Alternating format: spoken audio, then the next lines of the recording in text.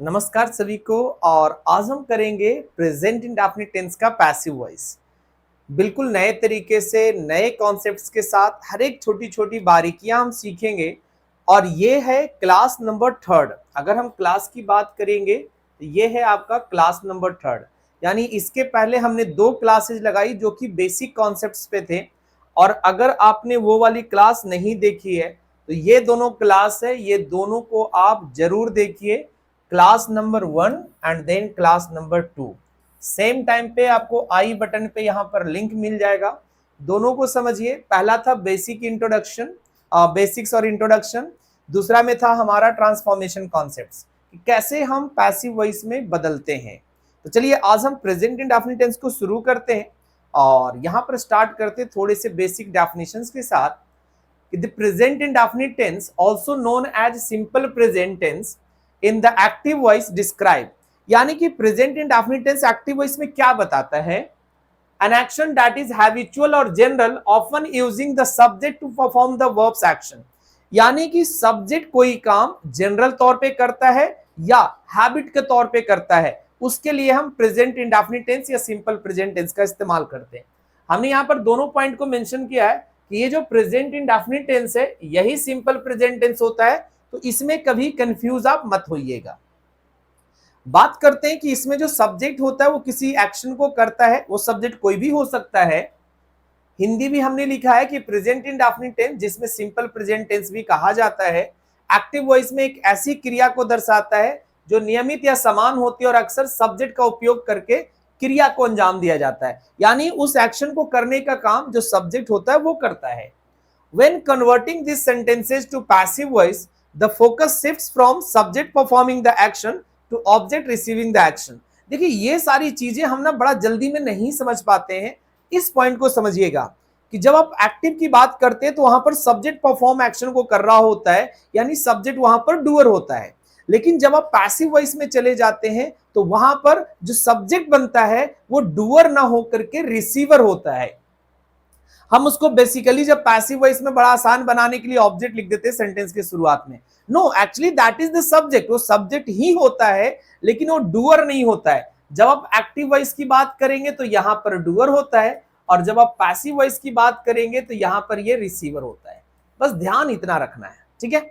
चलिए, तो हम जो पॉइंट शिफ्ट करते हैं या जो हम फोकस शिफ्ट करते हैं वो शिफ्ट होता है हमारा सब्जेक्ट से कहां? ऑब्जेक्ट की तरफ।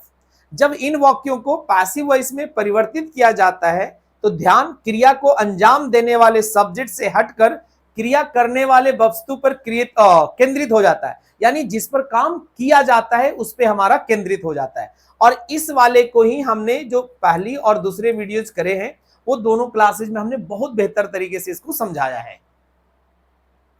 नेक्स्ट आते हैं कि जब हम प्रेजेंट इंडेफिनिट टेंस की बात करेंगे तो हम पहले दोनों का स्ट्रक्चर समझ लेते हैं बहुत बेहतर तरीके से। एक्टिव वॉइस, यानी कि जब भी आप एक्टिव वॉइस की बात कर रहे होते हैं तो आप किसकी बात कर रहे हैं? टेंस की बात कर रहे हैं। ध्यान रखिएगा, जब हम एक्टिव वॉइस में टेंस को लेकर के चलेंगे तो यहां पर सबसे पहले सब्जेक्ट आएगा और यहां पर दो तरह के वर्ब फॉर्म्स आते हैं, एक V1 और एक V5। देखिए V5 इंग्लिश ग्रामर में कहीं कोई वर्ड एग्जिस्ट नहीं करता है, लेकिन हम थोड़े से टेंस को आसान करने के लिए एस और ईएस वाले वर्ब को ही क्या लिख दिया है हमने? यहां पर V5 लिख दिया है। यहां पर हमने मेंशन कर दिया, कोई दिक्कत नहीं होगी। फिर हम बाई लगाएंगे और बाई के बाद हम यहां पर नहीं बाई आएगा, ये बाई टाइपिंग मिस्टेक्स हो गया। तो हम V1 V5 करेंगे और उसके बाद क्या आ जाएगा? आपका ऑब्जेक्ट आ जाएगा। अब आते हैं पैसिव वॉइस की बात करते हैं। तो जब पैसिव वॉइस में जाएंगे तो ये ऑब्जेक्ट आपका शुरू में आ जाएगा, ठीक है। फिर हम लगाएंगे इज एम आर। अब आप कहेंगे सर ये इज एम आर कहां से आ गया है? तो इसको समझिएगा कि आपको ध्यान रखना है कि जब आप प्रेजेंट इंडेफिनिट टेंस में पैसिव वॉइस बनाएंगे, यानी प्रेजेंट इंडेफिनिट टेंस का पैसिव वॉइस बनाएंगे, तो आपको is am are helping verb का इस्तेमाल करना है। इसके साथ वर्ब की थर्ड फॉर्म आएगी, फिर जनरल प्रेपोजिशन बाई आएगा। ध्यान रखिएगा कि these are called general preposition, ये कभी कभी चेंज भी होगा। और फिर आएगा एजेंट। एजेंट कौन होता है? ये सब्जेक्ट। और ये सारी कंफ्यूजन जरा सा भी हो ना तो आप दो पार्ट्स वीडियो देखिए, पूरा कंफ्यूजन क्लियर हो जाएगा। चलिए अब समझते हैं कि जो हमारा प्राइमरी काम है क्या कहता है। Identify the object in sentence active sentence, यानी सबसे पहला काम जब आप पैसिव वॉइस बना रहे हैं तो दिए हुए एक्टिव सेंटेंस में कौन हमारा ऑब्जेक्ट है इसका पता लगाना। The object in the active sentence become the subject in the passive, क्योंकि वही ऑब्जेक्ट आपका पैसिव बनता है, पैसिव में सब्जेक्ट का काम करता है, तो आपका काम ऑब्जेक्ट को ढूंढना बहुत जरूरी है। सॉरी, चलिए अब हमने सेंटेंस लिखा है एग्जांपल्स में कि ही रीड्स अ बुक। अब इसमें आपको सबसे पहले ऑब्जेक्ट ढूंढना है। ये सेंटेंस हमारा एक्टिव है, तो हमने सबसे पहले सेंटेंस देखने के बाद हम इसमें से ऑब्जेक्ट निकालेंगे। तो ऑब्जेक्ट हमारा कौन निकल के आ गया? आ book.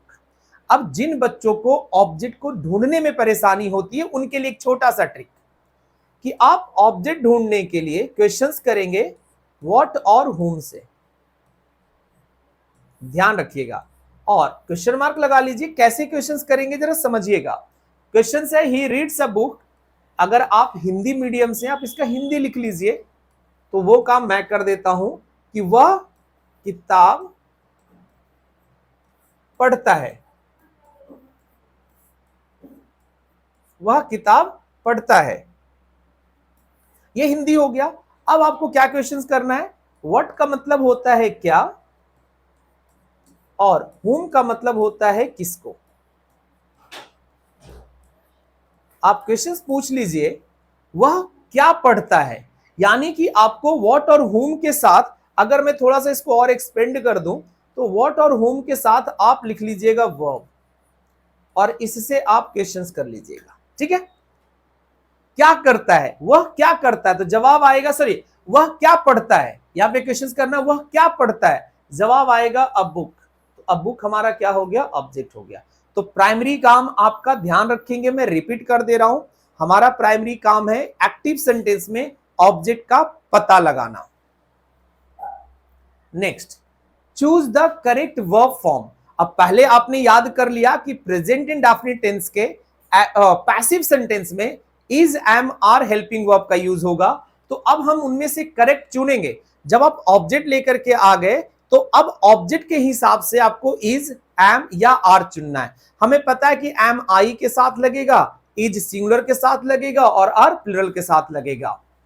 Use is if the new subject original object, देखिएगा जो ओरिजिनली ऑब्जेक्ट था अब वो क्या बन गया? नया सब्जेक्ट बन गया है। इज सिंगुलर, क्या है वो? सिंगुलर है, और वो हमारा कौन है? बुक। नेक्स्ट है use are if the new subject is plural. अगर मान लीजिए कि हम बुक्स लिख देते तो जो नया सब्जेक्ट बन के आता है, एक्चुअली वो ऑब्जेक्ट है लेकिन नया सब्जेक्ट बन के आया, मान लीजिए बुक्स, तो हम इसके साथ क्या लगाएंगे? Are. Use am with the pronoun I, और सिर्फ आई के साथ आपको क्या लगाना है? एम लगाना है। चलिए, तो वो पैसिव एक्टिव सेंटेंस जो था उसको हम पैसिव में कर लेते हैं। अब book is red by him, तो ये जो नया सब्जेक्ट अब बुक हम लेकर के आए उसी के अकॉर्डिंग इज लगाए, क्योंकि बच्चे बड़ा कंफ्यूज हो जाते हैं कि सर ऊपर में तो कुछ लगा था, हमने यहाँ कुछ लगा दिया। कुछ नहीं लगाया। पहले एक्टिव और पैसिव का स्ट्रक्चर आप समझ लीजिए। जब आप नया ऑब्जेक्ट को सब्जेक्ट के स्थान पे रख रहे हैं तो उसी सब्जेक्ट के हिसाब से आपका वर्ब होगा। ठीक है, चलिए नेक्स्ट आते हैं, use the past participle of the main verb. अब समझिएगा कि एक आपने हेल्पिंग वर्ब लगा दिया, अब इसके बाद मेन वर्ब लगेगा। ठीक है, अब मेन वर्ब जो होगा, ध्यान रखिएगा, convert the main verb to its past participle V3 form, यानी कि जो भी मेन वर्ब है वो ING में है, वो V1 में है, वो S और ES वाले में है, वो V2 में है, किसी में रहे उसको आप चेंज कर देंगे V3 में। तो जैसे यहां पर रीड का V2 और V3 क्या होता है? रीड होता है। जैसे लिखा है is red for the verb read, अब रीड हमारा V1 है और इसके लिए हमने क्या यूज किया? इज रीड यूज किया। ठीक है, चलिए ये पॉइंट समझ में आ गया। इसको थोड़ा सा और एक्सपेंड किया हमने आगे चल के। इंक्लूड बाई प्लस, ये देखिए ये क्या है? ऑप्शनल। ऑप्शनल का मतलब आप लगाएंगे तो भी सही होगा, ना लगाएंगे तो भी सही होगा। By plus the subject of the active voice, यानी हम बाई लिखते हैं और एक्टिव वॉइस का सब्जेक्ट लिख देते हैं। In passive the doer of the action is often omitted और इफ इट इज ऑब्वियस और अनइम्पॉर्टेंट। ठीक है, अगर ये अनइम्पॉर्टेंट है या क्लियर हमें पता चल रहा है कि काम कौन किया होगा तो आप इसको रिमूव कर सकते हैं, हटा सकते हैं, कोई दिक्कत नहीं है। हमने लिखा बुक इज रेड, किताब पढ़ी जाती है, क्या दिक्कत हो रहा है? चल जाएगा, बुक इज रेड। ठीक है, चाहिए आप लगा दीजिए। तो ये बाई प्लस एजेंट इतना इंपॉर्टेंट टास्क नहीं होता है। ठीक है, आगे बढ़िए। अब हम आ गए इस पॉइंट पे कि हमको समझ में आ गया कि एक्टिव कैसे होता है, पैसिव कैसे काम करता है। ठीक है, चलिए एक्टिव सेंटेंस देखिएगा, शी राइट्स अ लेटर, इसको पैसिव वॉइस में कैसे हमने कन्वर्ट किया है जरा समझिएगा। अ लेटर हमारा पहले आ गया है और हमें पता है कि प्रेजेंट इंडेफिनिट टेंस के पैसिव वॉइस में is am are helping verb आता है, तो अ लेटर के साथ हमने इज हेल्पिंग वर्ब लगाया, इस राइट्स को हमने V3 में लिखा। किसी भी टेंस का पैसिव वॉइस बनाइएगा, कैसे भी पैसिव वॉइस बनाइएगा, ध्यान रखिएगा वर्ब आपको कौन सा यूज करना है, V3 यूज करना है। तो हमने V3 लिखा, फिर बाई प्रेपोजिशन लगाया और फिर शी को इधर लेकर के आ गया। नेक्स्ट है दे मेक केक्स, वे लोग केक्स बनाते हैं, देन केक्स पहले आ गया। अब जब केक्स लाए तो अब हमें इज एम आर से सेलेक्ट करना है, तो केक्स के साथ आर लगेगा और मेक का V3 मेड बनेगा, फिर बाई और फिर दे आकर के बनेगा देम। चलिए नेक्स्ट आते हैं आई प्ले सॉकर। अब सॉकर पहले आएगा, सॉकर इज प्लेड, ये प्ले किस में चेंज हो गया, V3 में। देखिए यहां पर V1 में था लेकिन पैसिव वॉइस में किस में चेंज हो गया, V3 में। बाई और जो आई है वो क्या बन जाता है यहां पर, मी।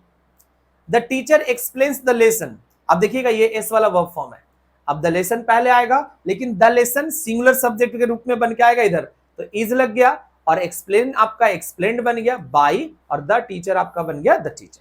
ठीक है, अब द टीचर को चेंज मत कीजिएगा, वो प्रोनाउन होता है जो आई आकर के मी बन जाता है।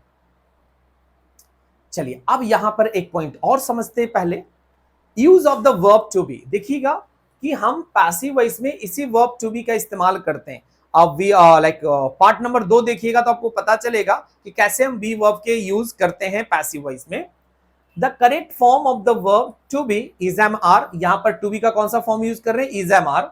Must align with the new subject, यानी जो नया सब्जेक्ट लगा रहे हैं और उसके साथ इज एम आर लिख रहे हैं, तो दोनों के बीच में एक रिलेशन, एक एग्रीमेंट होना चाहिए।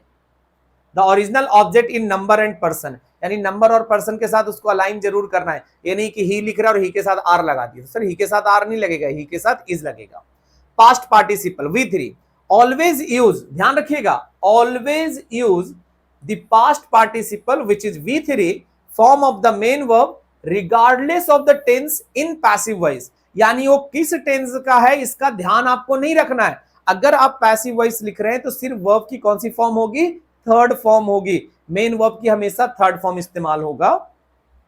Like write becomes written, make becomes made, तो जैसे राइट आपका रिटन बन जाएगा, मेक्स आपका मेड बन जाएगा, इसी तरीके से आपको ध्यान रखना है। तो ये सारे की पॉइंट्स आपको ध्यान रखिएगा। नेक्स्ट आते हैं omission of the agent. The agent, the original subject is often omitted in passive sentence when it is not necessary to mention who perform the action, यानी आप इरेज कर सकते हैं, छोड़ सकते हैं अगर आप ये नहीं बताना चाह रहे कि एक्शन को किसने किया है।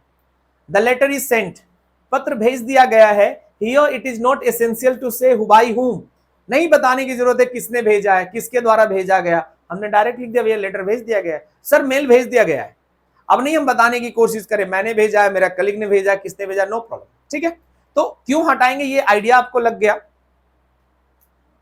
फोकस ऑन द एक्शन, कह रहा कि passive voice is generally used when the action is more important than the subject, यानी जब हम पैसिव वॉइस इस्तेमाल करते हैं ना तो पॉइंट यही समझना है कि सर पैसिव वॉइस क्यों यूज कर रहे हैं, क्योंकि करने वाले से ज्यादा काम का होना इंपॉर्टेंट है, दैट इज व्हाई हम पैसिव वॉइस यूज करते हैं। और when the subject is unknown और इररिलेवेंट, या तो सब्जेक्ट अननोन है, सर पता नहीं किसने किया, या इररिलेवेंट है, जरूरी नहीं है कि हम उसको लगाएं। The homework is completed every day, अब नहीं हम बताने की कोशिश कर रहे कि होमवर्क करता कौन है, डेली पूरा हो जाता है। जैसे एक टीचर, जो क्लास टीचर होती हैं, वो अपने प्रिंसिपल के पास जाके कहती है मैम क्लास होमवर्क पूरा हो जाता है, यानी वो नहीं बता रहे कि बच्चे ने किया, किसने किया, होमवर्क सर मिल जाता है आपको।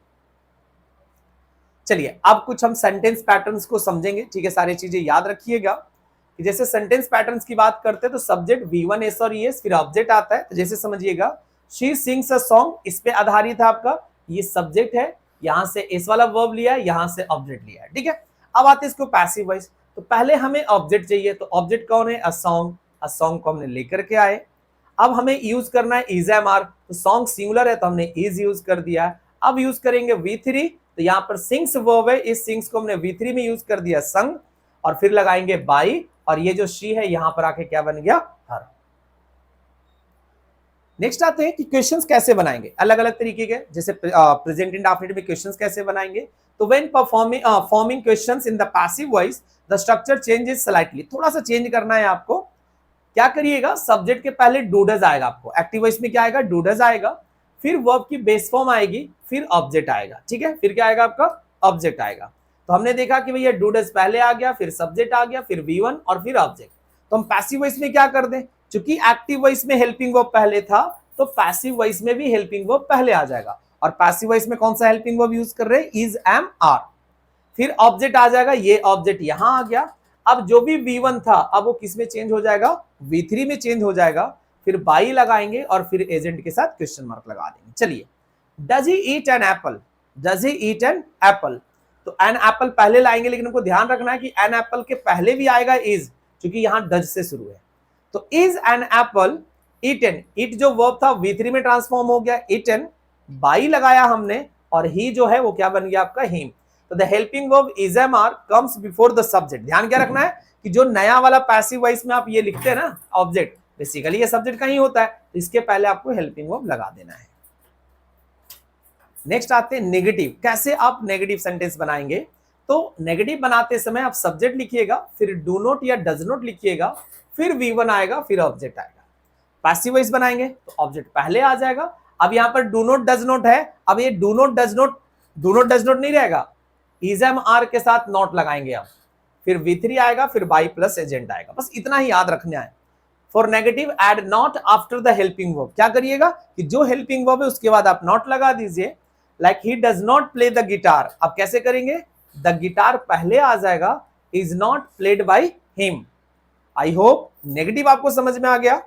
तो अब आते थोड़े से एग्जाम्पल कन्वर्जन्स को समझ लेते हैं, इससे आपको बेहतर आइडियाज लग जाएगा। चलिए, शी टीचेज इंग्लिश, कैसे करेंगे, इंग्लिश पहले आएगा, फिर आएगा इज, और टीचेज का बनेगा टॉट बाई हर, शी इधर आके क्या बन जाएगा, हर। They make cakes every day, तो cakes are made every day. आप चाहें तो बाई एजेंट लगा सकते हैं, अदरवाइज नहीं भी लगाएंगे तो कोई बड़ा दिक्कत नहीं होगा। नेक्स्ट है आई लव दिस सॉन्ग, मुझे ये सॉन्ग पसंद है, तो this song is loved by me. This song पहले आ गया। अब हमें देखेंगे कि दिस सॉन्ग सिंगुलर है तो हमने इज का यूज किया, क्योंकि पैसिव वॉइस में क्या यूज कर रहे हैं हम प्रेजेंट इंडेफिनिट के, इज, एम, आर। पूरी क्लासेस में, पूरी वीडियोस में मैंने 50 बार बोल दिया होगा कि प्रेजेंट इंडेफिनिट टेंस के पैसिव वॉइस में इज, एम, आर का यूज करेंगे, और इसके साथ वर्ब की कौन सी फॉर्म आएगी, थर्ड फॉर्म आएगी। अब इसके बाद तो कोई दिक्कत नहीं होना चाहिए। चलिए, नेगेटिव को करते हैं, she does not teach English, वह अंग्रेजी नहीं पढ़ाती है। क्या करेंगे, इंग्लिश पहले आ जाएगा, अब हम इज नॉट लगाएंगे, और जो टीच है वो टॉट बन जाएगा, बाई लगाएंगे, और शी इधर आके क्या बन जाएगा, हर बन जाएगा। They do not make cakes every day, तो केक्स पहले आ जाएगा, अब लग जाएगा आर नॉट, और मेक का बनेगा मेड, और फिर एवरीडे बाय देम लगा दे, कोई दिक्कत नहीं है। I do not love this song, तो दिस सॉन्ग पहले आएगा, फिर लगेगा इज नॉट, जो कि नेगेटिव बनाना है, फिर लगेगा लव्ड, लव का V3 फॉर्म, और बाई मी। चलिए, इंटरोगेटिव देख लेते हैं। डज शी टीच इंग्लिश, तो इंटरोगेटिव हेल्पिंग वर्ब से शुरू है, तो पैसिव भी इज, एम, आर से शुरू हो जाएगा। तो इंग्लिश के पहले हम लगाएंगे इज, क्योंकि इंग्लिश एक सिंगुलर सब्जेक्ट है। टीच का बनेगा टॉट, फिर लगाएंगे बाई, और शी आके इधर क्या बन जाएगा, हर। Do they make cakes every day, तो हम लगाएंगे केक्स को पहले लाएंगे, तो केक्स के साथ क्या लग जाएगा, are. Are cakes not made every day, क्या केक्स रोज नहीं बनाया जाता है। And do I love this song, कैसे करेंगे, is this song loved by me. I hope कि ये सारे तरह के passive voice present indefinite tense के आपको बेहतर तरीके से समझ में आ गए। किसी तरह का कंफ्यूजन हो तो कमेंट जरूर करिएगा, और वीडियो अच्छा लगे तो लाइक, शेयर, और चैनल पर पहली बार आए तो please do subscribe to my channel. और इसी के साथ धन्यवाद, मिलेंगे हम एक नए क्लास में। Thank you.